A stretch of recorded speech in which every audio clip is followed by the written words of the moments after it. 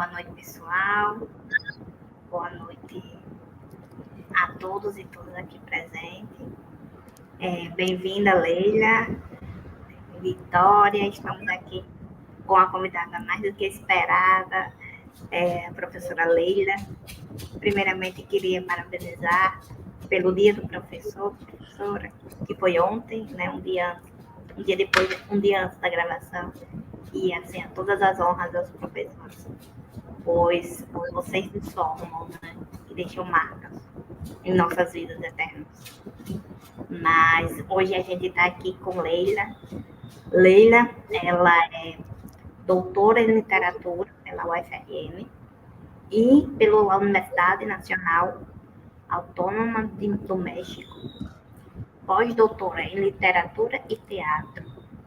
Leila é pesquisadora e Leila também é escritora, que ela vai já nos falar um pouquinho da sua recente obra publicada. Então, Leila, seja muito bem-vinda nessa noite, nesse momento com a gente. É uma honra tê-la aqui conosco. E fique à vontade. Podemos, né, todos, a qualquer momento, interagir, fazer perguntas, mas que sinta sempre à vontade.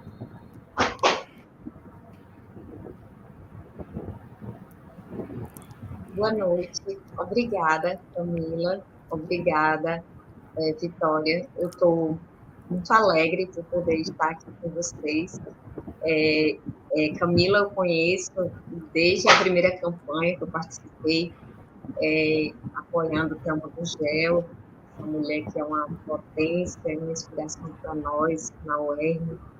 E lembro de ter conhecido Camila nessa linha de frente aí, da luta, ali com as meninas e professoras de serviço social, que me são muito queridas, né? Mirla, Luana, Ipânia, e que são Fernanda, que são mulheres muito inspiradoras, assim como você, Camila, e assim como Vitória. Então, estou muito feliz por esse nosso reencontro aqui nessa forma virtual. E conheci Vitória no curso de Letras Espanhol, né? E nós conseguimos estabelecer um laço de proximidade, de amizade, de uma espécie de parceria, de muito afeto, né? E de muitos assuntos em comum, assim, que nós temos no que se refere à literatura, no que se refere a vários temas, né, da sociedade. Então, assim, que acabou que esse período, né, na disciplina que eu conheci, tive esse prazer de conhecer Vitória, daí nasceu essa amizade e esse respeito, né, pela palestrante Vitória, pela professora Vitória, que está em formação, por essa mulher cheia de sonhos, que é a Vitória, de fazer outras graduações, de estar fazendo a diferença na sociedade, assim como você, Camila, e assim como tantas outras de nós. Então, eu estou me sentindo muito, muito grata por vocês terem lembrado do meu nome para participar desse canal, que é tão importante. Obrigada. Vai ser um momento muito bom. Está sendo um momento muito bom, né? E a gente vê suas considerações. Hoje ela disse que ia ficar mais nos bastidores. Ou se não, senhorita. Boa noite. Estou aqui. Voltamos pro canal agora com tudo. E esse vídeo foi a ideia foi ideia de Leila. Eu disse a Camila Oh, this is Leila. It's Leila. Leila. Leila ela é escritora, ela é atriz, é tudo. É tudo em uma só pessoa, né? E quando eu chego, eu fico assustado. Eu disse isso. É impossível definir Leila em uma só palavra. É impossível definir Leila. Não consigo mesmo. E é, é, a, a, a primeira pergunta que vai fazer sou eu.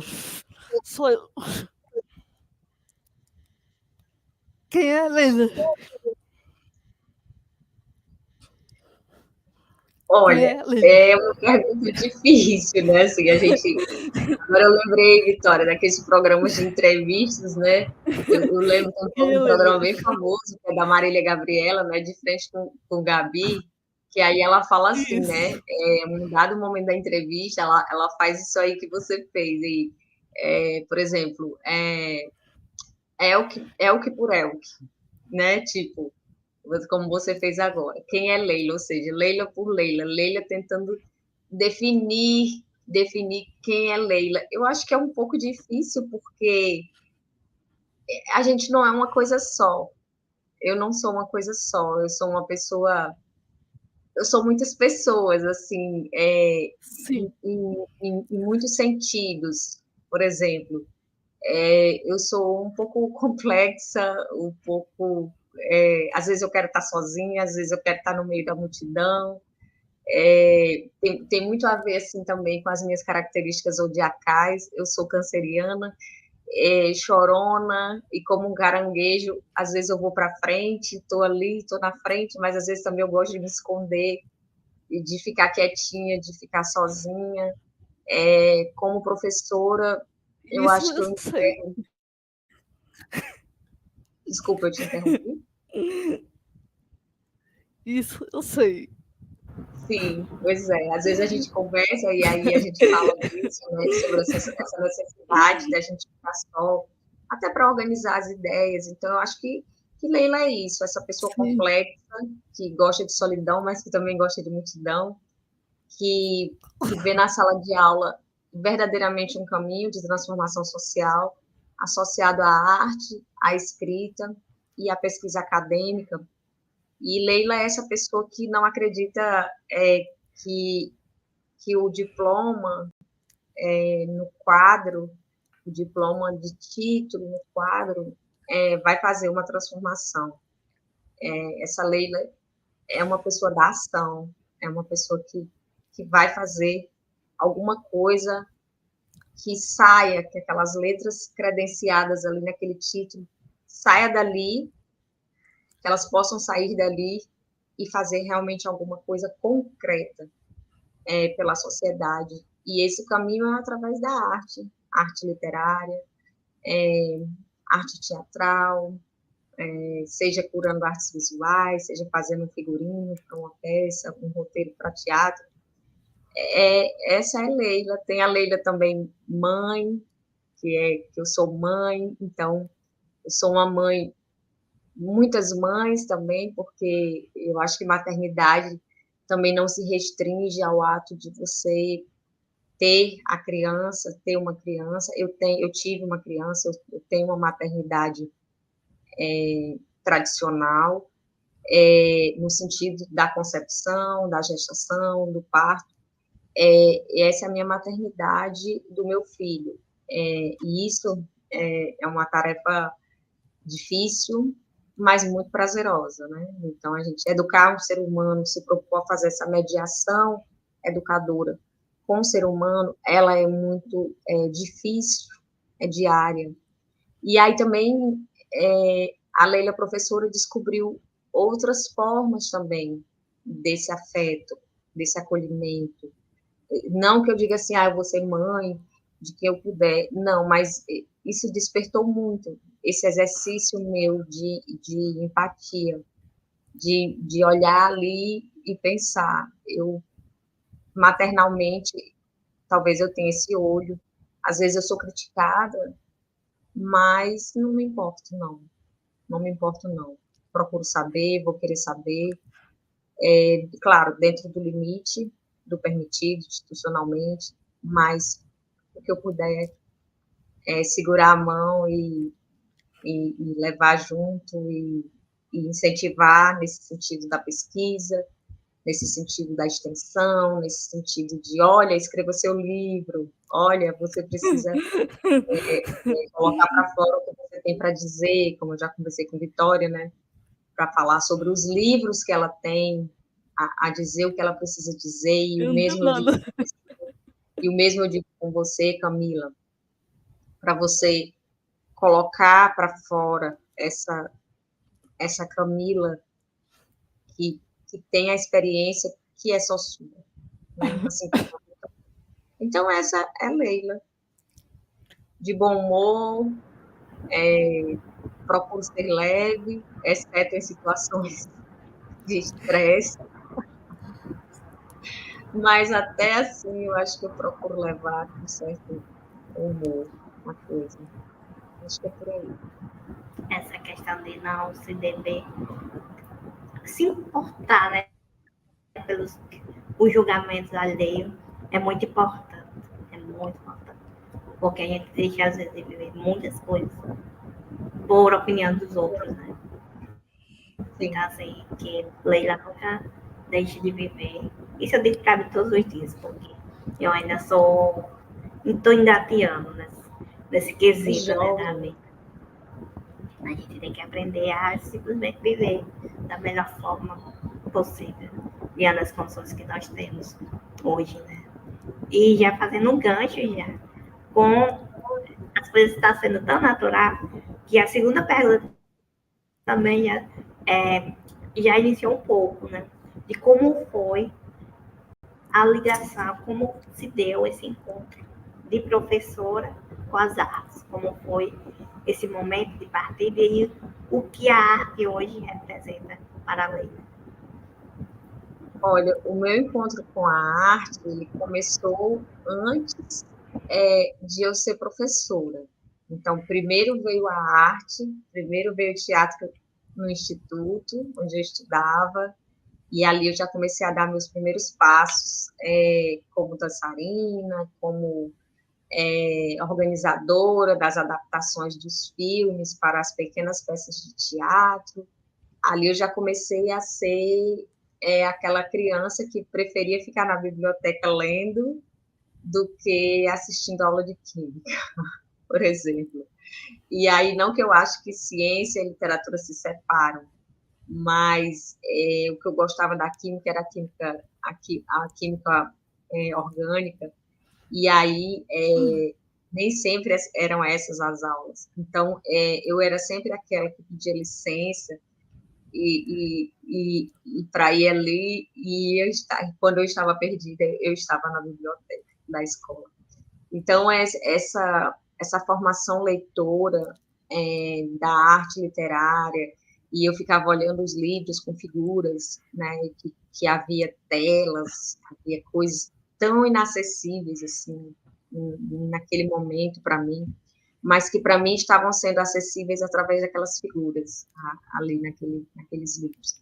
Então, desde cedo, eu procurei essa ligação porque foi uma necessidade de um mundo paralelo ali, de onde eu estava, de onde eu vivia, e esse foi o caminho, assim, e acabou se tornando o meu projeto de vida, né? O Fala Barroco é uma parcela muito grande do meu projeto de vida, esse projeto de vida que acredita, sim, que a arte ela vai trazer uma redenção para a sociedade, seja ela qual for. Interessante como a arte, ela é um retrato, né, do que está dentro e também como uma fuga. É como eu digo que é eu encaro, porque eu pintei algumas telas, né? Eu já me envolvi em coisas artísticas. E recentemente eu participei de uma dança. Para mim foi tão assim, eu estava vivendo tão aprisionada em uma normatividade. Quando eu fui dançar, eu disse, meu Deus, algo tão simples assim, mas tão significante.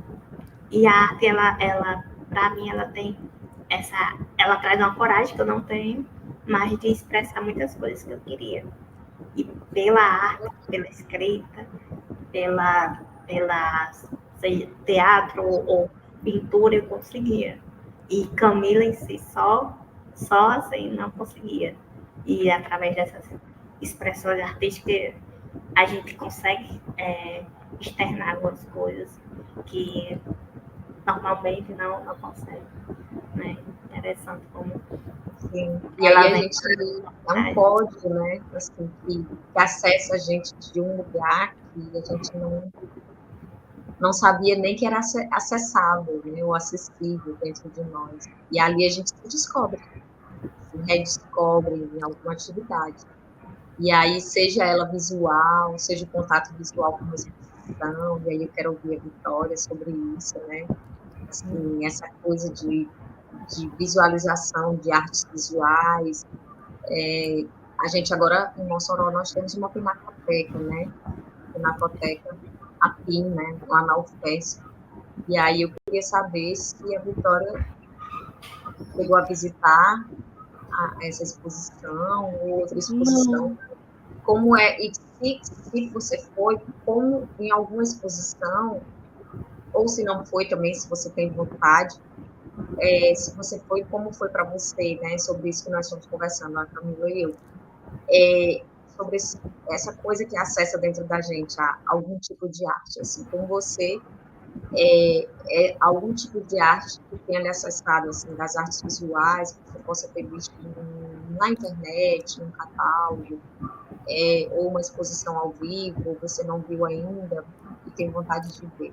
Queria que você contasse para a gente. Eu fui para muitos shows, Show. mas dançar só na época da escola. Só. De resto, não. Uhum. Mas você sabe que a gente tem essa pinacoteca, né? Que ela foi inaugurada recentemente e lá na UFESP. Estou sabendo agora. Sim, se chama PIM, P-I-M. E eu Sim. super recomendo, assim, porque lá tem um acervo de mais de 1.200 obras, de vários tipos de materiais, desde telas, Vitória, que você vai gostar muito, muito, muito, até esculturas enormes, assim, que a gente olha assim, tem uma escultura imensa lá de Katia Fleshman. Logo que a gente entra, tem 4 esculturas da Nora Aires, tem de Cavalcante, tem várias mulheres maravilhosas, tem Isaías Medeiros lá. Então, é um acervo que a Isaura, ela deixou aos cuidados da Pinacoteca da UFESA, são mais de 1.200 peças. Então, nós temos ali um mundo, né, para a gente descobrir. Quando eu digo a gente, eu me incluo, porque toda vez que a gente vai ver uma exposição, eu já fui lá 2 vezes, mas na terceira eu vou ter outra impressão, na outra vez eu vou ter outra impressão, outro ponto de vista, às vezes é uma luz que está ali, às vezes você está só, às vezes há mais pessoas na sala. Então, foi um ganho muito grande para a nossa cidade. E a gente não pode deixar de visitar. Né? Então, assim, eu penso isso. Camila, você soube da PIN? Eu soube, assim, pelas mídias, mas ainda não fui visitar. Podiam combinar de ir juntas, né? E quem sabe, se eu estiver aqui em Mossoró, a gente poderia ir nós 3. Com certeza, É. a gente pode. planejar né? esse tour, né? Esse encontro lá. Vai ser um prazer, né? E reviver, né? Encontrar essas obras Sim. tão E a gente tem importantes. essas experiências, né? Como você estava falando nesse bate-papo, eu estou adorando, viu? Estou achando super legal, a conversa tá maravilhosa. E assim, isso que vai acessar a gente, né? Tipo, a gente chegar lá e pensar assim, nós três, por exemplo, ou vocês duas, se vocês forem, caso eu não esteja aqui. O que chamou mais a atenção da Camila, da Vitória? As obras com metal, as obras, as telas, o que, né? O que acessou você, assim? Qual pintora, qual escultora? No caso da Nora Aires, ela é muralista, ela também faz a arte alusiva, faz mosaicos. Isaías Medeiros, ele faz murais, ele pinta telas. Ele fez lá um estandarte de Santa Luzia, com características de uma Santa Luzia indígena, de Monchoró. Então, assim, o que isso, qual dessas artes elas nos atravessam? E aí é uma pergunta que eu sempre faço a mim, né, e faço a vocês, porque lá existem artistas aqui, né, do nosso estado, Rio Grande do Norte, que estão vivas e vivas, e estão aí no Instagram, podem ser celebrados. Então, como eu digo, nesse projeto de vida que eu tenho, que eu acho que essa é uma forma de redenção, por que não passar a tarde no museu? Né? O museu como esse elemento de transformação social. É o que eu defendo. Não apenas o museu, mas espaços como o do museu, espaços como clubes de leitura, espaços como grupos de teatro, espaços como grupos de dança, como a Camila colocou. Esses lugares que fazem a gente experienciar outras coisas, né, que a gente precisa para ir mais, né, fazendo parte dessa evolução nossa espiritual aqui nesse plano. Eu acho que é muito válido. Eu já tive muita vontade, né? Acho que agora vai. Nesse encontro com Leila, puxar a Vitória também. Para ter, por exemplo, momentos de troca de partilha de mulheres, né? Mulheres com deficiência. Que, inclusive, né, quando eu paguei uma disciplina no serviço social que falava de gênero, né? Principalmente da mulher. E eu senti a lacuna muito grande da mulher com deficiência nas discussões. Então, o feminismo também é feito de mulheres com deficiência, né? Então, rodas de conversas, partilhas mesmo, são necessárias, né? Porque a violação de um direito para uma mulher com deficiência, dependendo do que seja, ela é altamente potencializada, né? Seja qual for essa violação. E a gente precisa ter ecoar essas vozes, né? Elas precisam ser ouvidas também, seja de qual forma ela for, né, dita. Então, quem sabe a gente depois daqui a gente vai conversando, alinhando todas as ideias. Quem sabe? Eu quero saber dessa visita, hein? De vocês lá. Tem que Vamos lá. sair. Vamos sim, Vitória, estaremos. Né? Mas fazendo agora uma ponte para a sala de aula. Leila, você durante esses anos, né, 10 anos da UER, já tinha lecionado para algum aluno com deficiência? Já, Foi a primeira? já. Você diz na UERN ou antes da UERN? Ou durante a Geral, UERN? durante a UER. Né? Tá. Depois que eu entrei na UERN, eu tive alguns alunos com algumas deficiências físicas, motoras, outros com deficiências cognitivas, outros com algumas condições neurodiversas, sabe? E cheguei, inclusive, a ter muito contato com estudantes nessa condição, alguns dos quais foram meus orientandos de TCC, e eu digo isso com a maior satisfação do mundo, porque enquanto que uma ala das pessoas, elas desacreditam, né, ou até associam a questão do capacitismo, né, é uma coisa muito, muito ruim. E aí, quando a gente percebe que existe o caminho para a gente chegar, porque se eu pressuponho o seguinte, se aquele estudante, ele passou no concurso, que é o Enem, ele está ali, aquele estudante ou aquela estudante são pessoas aptas, aptas. E aí começa o trabalho do professor, né? Aí começa o trabalho da gente de mediar, de compreender, de estudar, de ter o cuidado para não errar, para não incorrer nesse risco do capacitismo, e a gente seguir, né? E ir além, né? De todos esses preconceitos, sabe? E além dos diagnósticos também, né? Assim, porque eu me lembro de uma orientação assim que eu tive na UERN, que foi talvez o TCC, um dos TCCs mais brilhantes, assim, que eu orientei na UERN, de uma pessoa lida como neurodiversa. E, no entanto, essa pessoa, ela entendeu, compreendeu o Barroco, acessou aquela pessoa de uma maneira tão rápida, tão fluida, que essa questão da neurodiversidade nada influenciou, né? Afora as questões de ansiedade, que eu também tenho as minhas questões de ansiedade, eu não tenho por que esconder. Então, eu não tenho diagnóstico de ser uma pessoa neurodiversa. Ocorre que eu tenho ansiedade.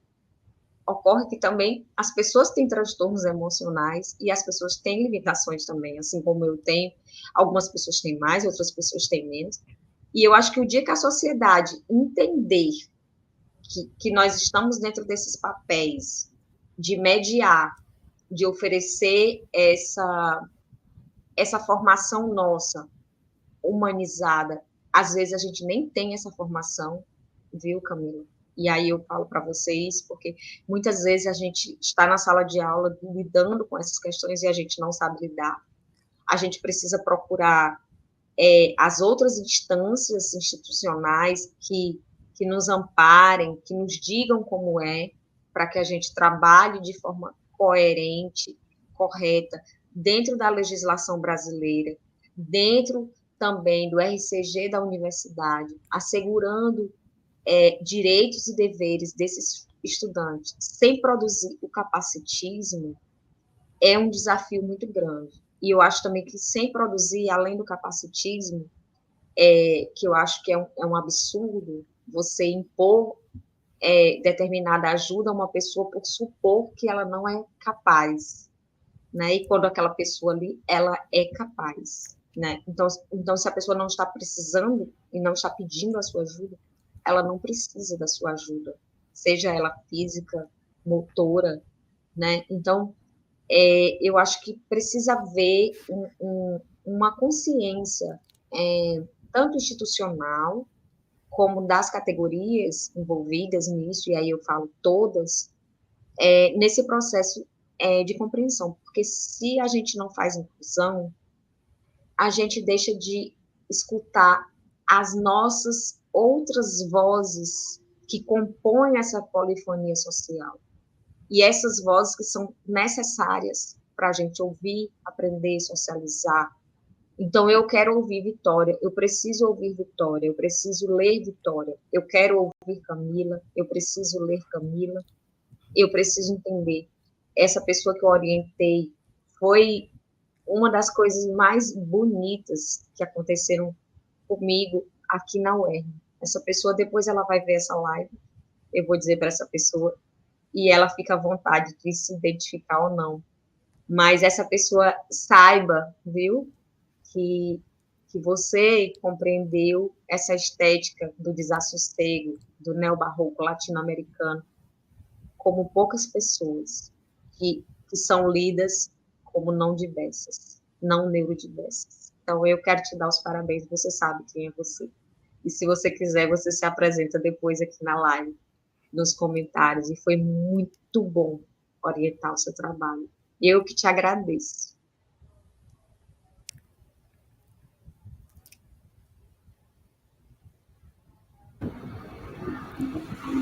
Linda traz em palavras e vivências, né? Aquilo que todos nós queremos, né, Vitória? Eu tô Essa aqui humanidade. sem relação nenhuma. Eu tô aqui só assistindo.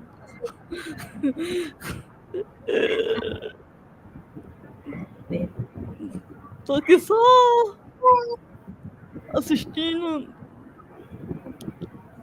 Que é muito bom ouvir Leila. É muito bom assistir essa inspiração. Ela é. Enfim. Você que é, Vitória. Você que é. Você que é inspiração para nós. Você que é essa força, essa inteligência, essa vontade de vida que você tem e essa potência que você tem dentro de você e que você vai escrever seus livros. Porque eu vou fazer igual eu fiz com a Dai Dantas, viu? Eu falei assim, Dai, você vai lançar seu livro em tal evento, já está na programação. E ela apressou o livro e o livro saiu. E quando eu for fazer o próximo evento, eu vou anunciar livro de Vitória e Camila. Ou então um de Camila e um de Vitória. Porque a gente precisa ler vocês. A sociedade precisa ler vocês. A experiência de vocês é de vocês. E a gente precisa ler. Não pode uma pessoa escrever por vocês a experiência de vocês.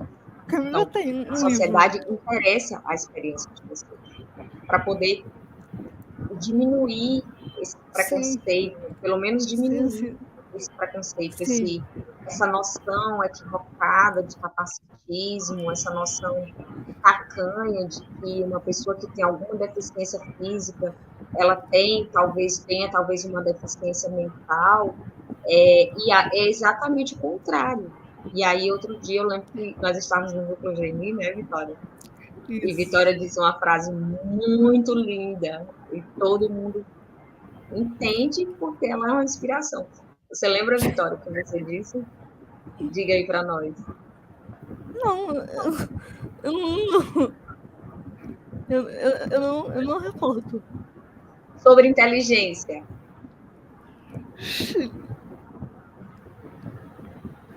Não você falou assim. Você falou assim. O que a ciência diz sobre a inteligência das pessoas com deficiência? Foi sobre isso que nós chegamos a falar lá no Núcleo Geni. Eu queria ouvir de você. Lembra? Eu juro que não. Então, eu posso relembrar? Diga. Vitória falou assim, ó, já que ela não está lembrando, eu vou falar. A gente estava conversando, falando sobre o livro, ela nasceu Lilás e tal, que era a pauta. E aí, num dado momento, Vitória falou assim, eu não tive dificuldade para entender esse conto. Eu não sei se vocês sabem, mas as pessoas com deficiência... Lembrou agora? Ela está lembrando. Diga, Vitória. Diga. Posso dizer? Pode. Se você permitir. Permisso, diz aí. Diga. Tá Sim. bom. Aí ela falou assim, então eu entendi esse conto muito rapidamente, porque eu sou mais inteligente do que todos vocês aqui. E quem está dizendo isso não sou eu, é a ciência. Porque, em decorrência do meu grau de condição motora, as pessoas com essa condição motora, né, elas têm mais inteligência do que as outras pessoas, porque uma coisa vai compensar a outra neurologicamente na relação corpo-neurologia. E aí ela explicou cientificamente que ela é mais inteligente do que todas as pessoas que estavam lá. E aí você me diga como é que uma moça dessa não é inspiração. Não há como. Né? Aí todo mundo ficou olhando assim, e todo mundo, claro, aplaudiu lá no núcleo E, GNI. e você chorando, é, é, vai, vai, chocada, e o resto chocado. E eu só rindo. Ela sorrindo, né? Lila E é chorando, muito bonito vai, isso. chocada, vai, chocada. Eu assim, eu falo, o que foi que eu fiz?